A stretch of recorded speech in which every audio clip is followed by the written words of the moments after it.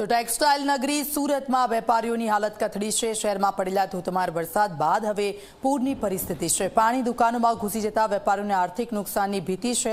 તહેવારોને લઈને વેપારીઓએ કરેલી તૈયારી પર પાણી ફરી વળ્યું છે। દુકાનોમાં માલ પલળી જતા લાખો રૂપિયાનું નુકસાન થઈ શકે છે।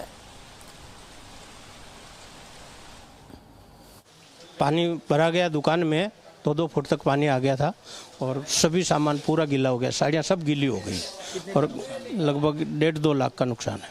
और कहाँ पे दुकान आई है? ये मेरी महावीर मार्केट रिंग रोड सूरत में दुकान आई हुई है। पानी कैसे भरा?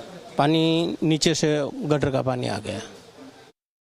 तो पानी कल से 2 बजे से चालू हो गया था। पानी इतना भरा कि 2 फुट अंदर दुकान में था। सभी की दुकानों में साड़ी का बहुत सारा नुकसान हुआ और कीचड़ कादा बहुत ही माल की परिस्थिति खराब रही है। मार्केट में नुकसान अंदाजित अब क्या बता सकते हैं। सबकी दुकानों में कम से कम 500,000 साड़ी नीचे थी, तो वो सबकी खराब हुई है। છેલ્લા 2 દિવસથી સુરતમાં અનાધાર જે વરસાદ છે તે પડી રહ્યો છે, જેને કારણે સુરતમાં જળબંબાકારની પરિસ્થિતિનું નિર્માણ થયું હતું। જે રીતે પાણી ભરાઈ ગયા હતા, ત્યારબાદ કાપડ માર્કેટની જે દુકાનો છે તેને પણ નુકસાન જવા પામ્યું છે। આપ જોઈ શકો છો અહીં મહાવીર માર્કેટ જે આવી છે તેના બેઝમેન્ટમાં 2 થી 2.5 ફૂટ જેટલા પાણી ભરાઈ ગયા હતા, જેને કારણે જે માલ છે તે માલ સમગ્ર માલ પલળાઈ ગયો હતો। આ ઉપરાંત આપ જોઈ શકો છો કેટલું નુકસાન ગયું છે બેઝમેન્ટની તમામ જે દુકાનોનો જે ફર્નિચર છે, આ ઉપરાંત જે માલ સામાન છે તે પલળી ગયો છે। બીજી તરફ હું આપને બતાવવાનો પ્રયાસ કરીશ, આ જે ગટર છે તે ગટરમાંથી પાણી બેગ માર્યા હતા અને આપ જોઈ શકો છો જે વેપારીઓ છે તે વેપારીઓ દુકાનમાં સાફ સફાઈ કરવા માટે આવ્યા છે, પરંતુ હાલમાં તેમનો જે માલ સામાન છે તે પલળી ગયો છે અને આપ જોઈ શકો છો કઈ સ્થિતિમાં જે માર્કેટ છે તે માર્કેટમાં પાણી ભરાઈ ગયું। આ તમામ વેપારીઓને કરોડો રૂપિયાનું નુકસાન જવા પામ્યું છે, કારણ કે રક્ષાબંધનને લઈને તૈયારીઓ પૂરજોશમાં કરવામાં આવી હતી અને સમગ્ર જે માલ છે તે માલ ભરવામાં આવ્યો હતો।